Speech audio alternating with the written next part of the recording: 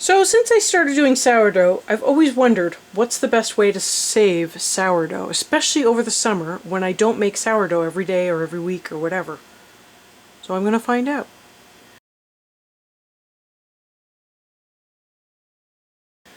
Welcome back. Thank you so much for joining me today, and I hope you enjoy this journey because this one was a long time coming. I started this way back in June. This is my regular sourdough that I have been feeding probably once every 3 to 4 weeks, just enough to keep it alive in the fridge. This is one that I took fresh from a fed sourdough and I put in the freezer. There's a little bit of liquid on there just because it kind of condensed on the lid here. I will stir that back in. This is one that I just filled it with flour. I just kept adding flour and flour and flour until it was as dry as I could get it, and it did start hydrating a little bit in the fridge. This was basically ignored. I didn't do anything to it. I put it in here and it's just been sitting. And this one has been dehydrated. Now, I am going to show you how I did all of these. I mean, there's really not much about it. I'll just put it on as an overlay to sort of go over, you know, just to show what I did. But for the most part, I just had a nice fed sourdough and I just divided it up into these different containers. I have some jelly jars here that I have labeled, and I am going to put in, as best I can, even amounts of all the different types, like the different methods of saving, and I am going to basically feed them and see what happens. Now, I kind of suspect I know what'll happen. Certain ones are going to be more active than others just because of the way they've been treated, but has it affected the flavor as well?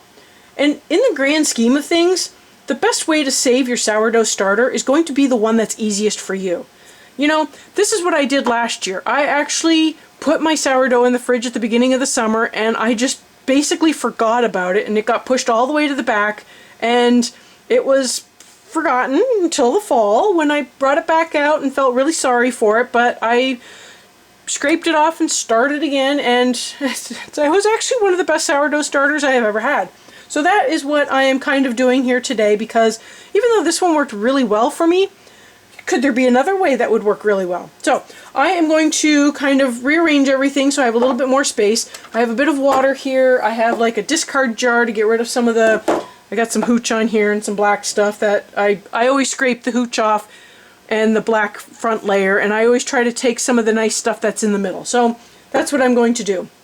But I'm going to kind of push some of these off to the side, give my counter a wipe. I think I had something in the fridge that leaked on the bottom of one of these. So, and I am going to probably start with some of the easier ones. I think that the dehydrated one's probably going to be the easiest, and then the frozen one next. So we will just make our way through and see how it goes. So yeah, pretty much I just started from a nice fed sourdough. So the ones that were frozen or dehydrated, they should have been at their most active state without being dormant. So I'm kind of hoping that that gets reflected in, you know, how it comes back to life. For the dehydrated one, it's pretty much going to be the only one I treat differently, simply because it doesn't start with water in it. So what I'm going to do is I want to have 25 grams of starter. So I'm going to have to probably put in like 13 grams or 12 grams just to, you know, because I'm going to have to add probably about equal amounts of water to it. And then I will add flour and water to that to get it going. So this is the only one that's going to need sort of like, I hate to say twice the amount of water, but it's going to need almost twice the amount of water compared to the others.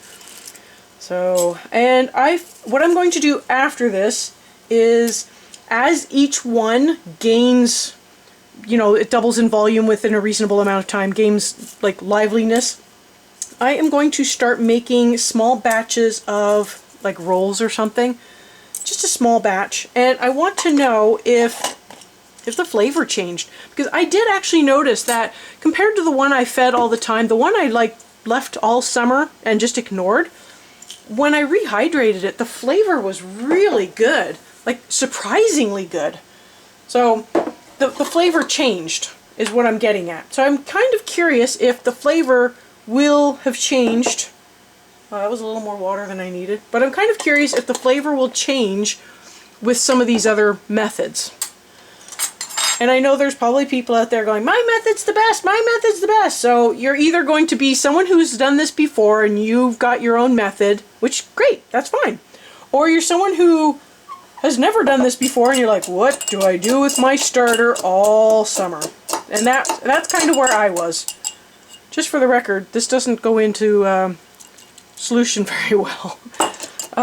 Yeah, I might let this sit and hydrate on its own. Maybe we will just move on to the next one. So keep the lids together so I don't confuse anything. Let's do the frozen one next.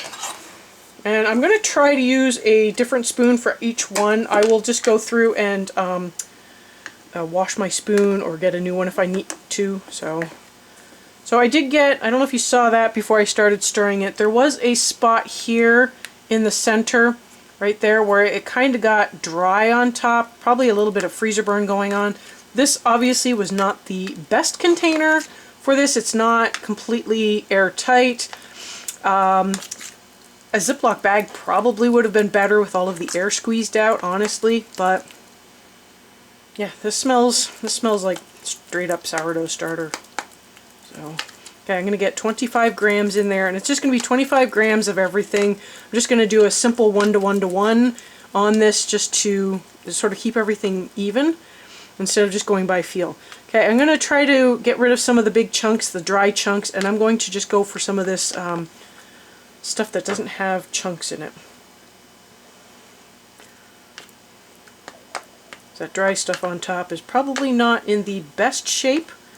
But you know what? I saved aside a lot just to account for that. There we go, 25, so it didn't need much. Now I am left with a dilemma of, do I keep these in the fridge while I'm running this experiment or not? That's not quite sure. But anyways, I will at least set it off to the side for now and get going with, I'm going to put in a splash of water. Let's see if we can do this without going over this time. These jars don't pour the greatest.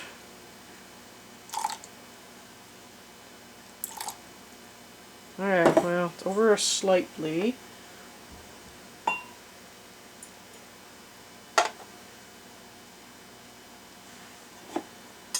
Well, since that is the first one, I'm just going to... Okay. Get that. There we go, 25. Okay. And I will get 25 grams of flour. So pretty much at this point everything is going to be the same mixing proportions. Forgot to re-zero that, but that's fine. Get this up to 50. Now I am using very small jelly jars. I'm hoping that I will be able to see the activity level easier in these smaller jars. But as needed, I will upgrade them to a pint jar for the next feeding if they have started showing some activity. The next feeding will probably just be a, I will leave everything in the jar and just add more food to the jar. So they probably will get upgraded, honestly. But we will discuss that at the next feeding. I will show you how all of this turns out. Because, you know what, I was curious. Okay, so we'll just get this stirred up. So it should just be, this is pretty much what I'm looking for. Just going to get everything all stirred up. I will try to find some rubber bands or something. If not, I will just mark the jar with something just so I can see the activity level. I wish I could do a time lapse for you. I'd have to set up my iPad for that, and it's really awkward, and I don't know how long it'll take. I mean, this is probably going to take 18 hours plus, so I don't know how well that would do a time lapse on, you know, something with a battery. I also don't know if I would gain anything beneficial from it, so... Okay, it's one down, 5 to go. And I will be putting my lids on kind of loose, just to allow for some airflow, but not anything to fall in. Okay, let me see. Oh boy, you know what? I don't know if this one's going to be a good method or not. It's starting to break down, but it's really hard. I don't know if you can see. There's still just a lot of pieces in there, and I've got a little bit of water, colored water. Okay, I'll just keep coming back to that one. So next one, I guess, can be let's do the worst one. That's going to be the ignored one, and I can show you what I normally do with all of this. So I have a discard thing here. I am going to, so I always pour my hooch off. I have heard different things about this where some people just stir it in. Now I'm going to take off, I don't know if you can see the color difference, but I'm going to take off this dark layer on top and get rid of that as well. I'm going to get rid of any of the accumulated liquid as well. So any of that dark liquid that didn't quite come out the first time will get removed. There we go. So now it looks a lot better. And then I will I'm going to wash my spoon again. This is probably actually I'm going to just get a new spoon. So now I will just come in here into the middle, and I'm going to take some of this nice stuff from the middle, and hopefully that's 25 grams. Not quite, but pretty close. So I'm just going to just scoop it from the middle there. There we go, 25. So that is that. And there's my spoon back. I forgot to keep the spoon. Okay, so let's get water. Everything is the same! Okay, everything looks the same. That's the drawback to using everything in mason jars. Okay, 25 grams of water, preferably without going over this time. Oh, there we go. There we go. Okay, 26. That's just going to have to be close enough. And, alright, there we go. So honestly, I have high hopes for this one because this is what I did last year, and it turned out pretty good in my opinion. It is not a method I think is the best, but it is a method that worked. So take that as you will. I think that is that. Okay. Next. Okay, I brought my cloth because I wanted to get some of the goop off of my scale. Of course, I changed the units on it, but that's fine. Easy to fix. There you go. Okay, so we're going to go with the floured one next. Although, while I am at it, I'm going to check this one. Boy, I don't know what to do about that one. I hate to just call it a failure, but just splashed sourdough all over me. Maybe what I should do is just feed it and see what happens, because I guess I can always see if the chunks will hydrate over time. That is an option. So, okay. We were going to do floured. So this one is the floured one. So like I said, this one is the one that, I mean, it looks absolutely disgusting, but pretty much I just put in as much flour as I could and got an extremely stiff dough. It was actually really hard to stir. So I've got a good amount of like bubbles and stuff going on, so I don't know if it has been active in the fridge or what's been going on, but this looks pretty good. I don't know if you can see. So I get yet another spoon. I'm going to get 25 grams right here from the middle part. So just like that. Hopefully that's 25. This one is actually a lot thicker. I'm not quite sure if I should add more water to it in the sort of the effort of being fair. Oh, that's actually really close. Don't need very much more. Okay, well, I'm going to call that good. Okay. Need to keep the spoon. That's that. Keep the spoon. Okay, zero that out and get some water. So this one will be stiffer than the other ones, simply because it is starting out stiffer. But if you aren't trying to do this quite as accurately as I am, if you're just mixing it up to your normal consistency, obviously it would be slightly different. Okay. So yes, I added 1 gram more water, 1 gram less flour. I think it'll be fine. Okay, and just for the record, I am doing this kind of later in the afternoon. I kind of assumed, and maybe I'm wrong for assuming this, but I assumed some of these were going to be really slow and we're going to need, like, you know, a good full day before they would start getting activity. So, and it's going to be cold in my house. So I am going for an 18-hour ferment or doubling time. Hopefully that'll happen with some of these, that they will double in 18 hours, and then I can feed them in the morning. Alright, so this one is, for me, business as usual. Or, I guess, new business as usual. So I got a little bit of hooch on there, and I do have a little bit of the black stuff. Kind of that top layer is dark. I don't know if you can see that when I pull it off, it's lighter in color underneath. So I will take the hooch off, and I will take that dark layer off, and I will be pulling from underneath of that stuff. Yeah, so that looks a lot better. And so I will tear that out, get my 25 grams. There we go, 25 grams of that. That was actually the only one that had the stopper top, or the fermentation top on it. I have been washing my hands between each instance of me scraping the spoon, so hopefully my hands are not spreading contamination between. They probably are to a small degree, but hopefully that's just minor. Okay, that is the fed one.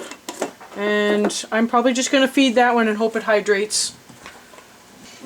Okay, last one. So, let's see. Well, what do you know? It is actually kind of softening it up a little. So, I think what I'll do is I will go ahead and feed it. We will see how lumpy it is tomorrow and if anything has happened, because I might be able to sort of work around some of the lumps in the grand scheme of things. I'm also splashing stuff all over the place. That's just lovely.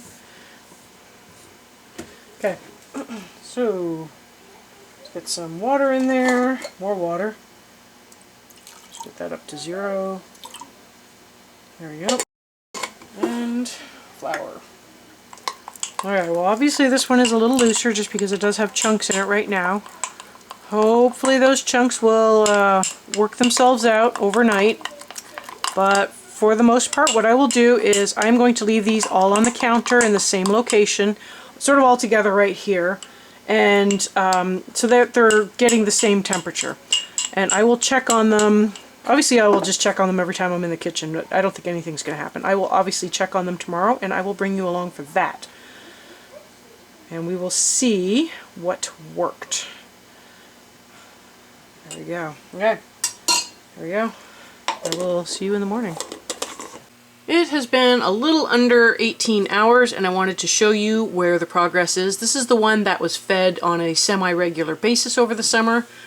And we have frozen, dehydrated, ignored, and, oh my goodness, floured.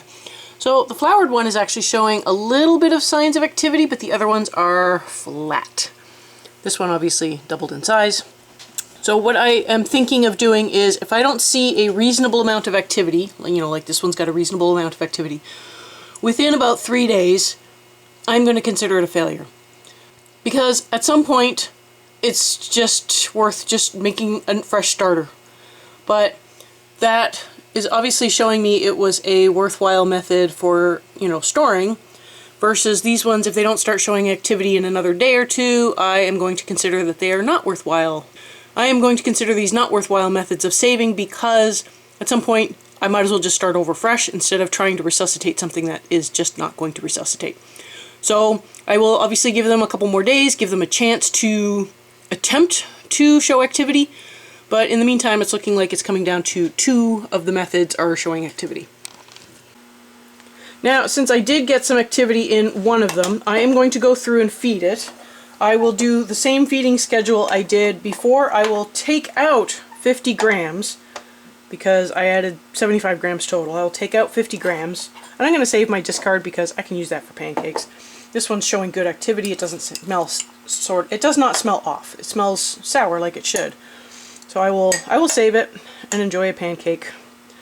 But I will take out 50 grams and I will add in 25 grams of water and 25 grams of flour. This is awful gloppy. There we go. Now once I get reasonable activity, like I want something that can double in about 8 hours. Once I get something that doubles in 8 hours, I am going to make a small batch of buns and see how it tastes. I will do that for anything that shows signs of activity, so for the most part I think I will just keep track of how many days it took for it to sort of get to that point. But I'm not going to take you along for every single feeding because that will get a little tedious. I mean, once you've seen one feeding, you kind of seen them all. I'm going to call that good. So I'm going to give this a stir. I will set it off to the side again. I will probably keep it separate from these other ones since then I know I have fed it and it's all going well. But that way I can kind of keep a different eye on it. These ones I can kind of just glance at, but this one I want to see that it's doubling or not doubling in a certain amount of time. That's pretty much it for now. So I wanted to show you some of the progress. The fed one is on the left and the floured one is on the right. So it took about 24 hours, but the floured one is now showing activity. This one, the fed one on the left, has already been fed and has already doubled in size again. So I will be feeding this and, you know, saving the discard for pancakes. But so far we're getting a little bit of activity, and I do have a little bit of activity in the one that I just straight up ignored. So that one looks promising as well. It has been about 48 hours now since I've done it, so the floured one finally doubled. The one that I ignored is starting to show activity. It hasn't quite doubled yet, but the frozen and dehydrated ones are still flat. I'm not that hopeful on those ones. So what I have here is the fed one has been doing really well. I had to put it in the fridge last night. I was going to make some rolls with it, but it wasn't ready at the right time. So what I'm going to do is I'm going to feed it again and see how quickly it doubles. Hopefully I can get it to double fast enough that I can start the rolls today to put in the oven for tomorrow. And the floured one, I'm going to feed that one and give it another sort of feeding or two before attempting to make rolls with that. So that's going to be kind of the game plan for today. I will show you the one set of rolls, and then I will just make all of the rolls with them and just sort of tell you how they went. They do smell slightly different. This one smells a little sweeter, but the fed one smells a little more sour. It's not super sour, but it's definitely, there is a different smell to them. If this one turns out to be really nice, I might just switch over to this one. I am keeping these to, you know, to a point, obviously. But yeah, I might see how this discard pile does as well. Yeah, but essentially at this point, it is kind of like the lather, rinse, repeat on feedings. It's more a matter of how quickly are things going to double. Because my kitchen is really cold right now, and that just doesn't help anything. Put in 28 grams of flour just to kind of keep the ratios the same. That's pretty much it for this. The ignored one, I will look at that later today. It might get fed tonight before I go to bed, so that it's, even if it doesn't quite fully double, I will probably feed it just to see if I can get that going. I don't want it to overproof overnight, so I'll just get it fed. But yeah, I was actually surprised. I assumed that the frozen one would show some activity, and maybe it got freezer burned and just didn't like the freezing process. I don't know. It's kind of strange. I thought, oh, that's going to be a nice easy method to preserve sourdough. Okay, there's that. I'm trying to not mix up lids. Alright, there's that all cleaned up. I'm going to get this fed, and as soon as it's done, I will make some rolls with it. Because I think this one's ready. That is that. Okay, so as soon as this doubles, I will make some rolls. I'll try to let you know approximately how long it took to double, but like I said, my house and kitchen are pretty cold.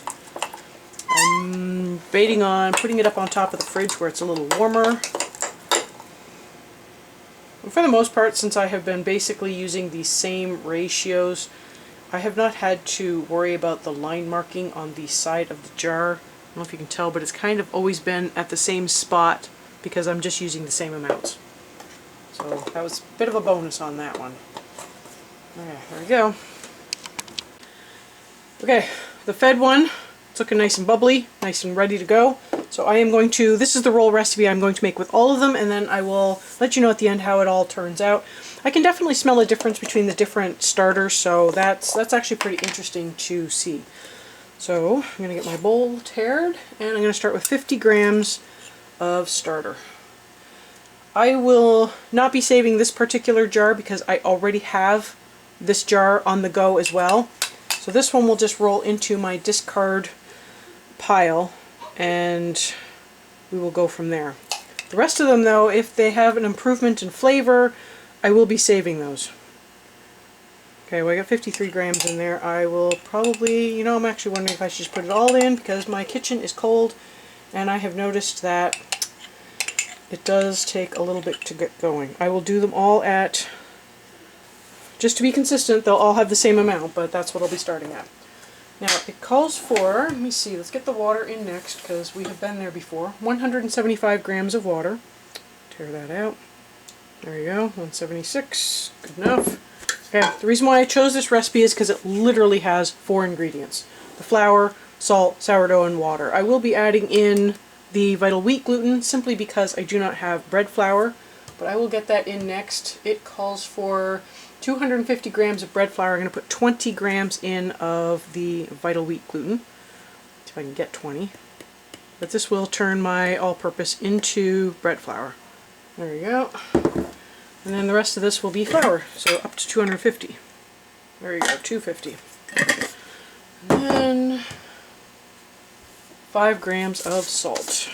There you go, 5 grams of salt. And then I will mix this to a shaggy dough, and then it will need some resting time. So this is kind of a standard recipe.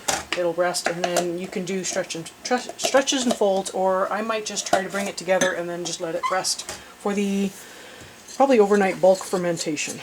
So let's see. It's not as shaggy as I thought it was going to be. Okay, there you go. I will cover this. I will come back to it in about an hour or so and give it a few stretches and folds, and then it'll just bulk ferment the rest of the time. Okay, so it has been about an hour. I am going to bring this together and give it a bit of a knead, and from there it should just get its rest time, bulk ferment. It does call for stretches and folds, but I'm not going to do those. I'm just going to bring it together in the bowl. I might wet my hand. You can always wet your hand to prevent sticking. But I want to just bring this together, tighten it up into a nice ball. There we go. And I will just let that bulk ferment for however long it takes to double plus in size. And I will keep it covered. I do have a little bit of dry stuff on the side. I might try to take that off just to not get hard bits in there. There we go.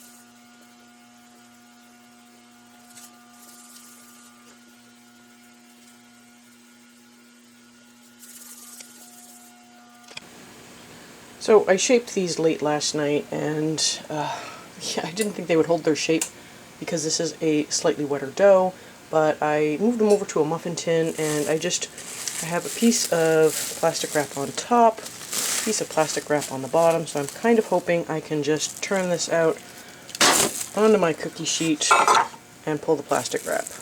Oops, this one kind of... Okay, well, it wasn't the best turnout, but everything was well greased, so there you go. So the oven is preheating to 375. These will probably take about 18 to 22 minutes, give or take. So I have deviated from the recipe a little bit, but it should be fine. You could turn this into a small bowl if you wanted. That's actually what the recipe is for, but I want rolls because they're a little easier, and I was going to save back 1 or 2 and then just taste them all at once, side by side, so I could sort of get a good idea of how they taste. But that's where, this is basically the roll recipe, and I'm going through and I'm feeding the one that's been ignored. I fed the floured one, so that one's going to be the next one I will be turning into rolls. And interestingly enough, the frozen one actually started showing activity, but the dehydrated one it's still flat. So if this one doesn't show any activity by tomorrow morning, I'm going to consider it dead. But 4 out of 5 isn't too bad. So I'm giving a final update on 2 of these because I will not be taking them to the next step. So I have the frozen and the dehydrated. Kind of got my hopes up that the frozen one here was starting to show signs of activity, but I think it was actually just everything sort of relaxing and sloughing down the sides and whatever it was doing, but it never puffed up anymore, it never got bubbles, and it's starting to develop hooch on top, and it's starting to develop a funky smell. I have not opened the dehydrated one because it looks like it's got some mold going on or something. I'm not 100% sure. I'm going to say these ones didn't work, which is kind of sad. I had high hopes for the frozen one. I thought, oh, that would be good, but that's it. You're not going to see these ones again. So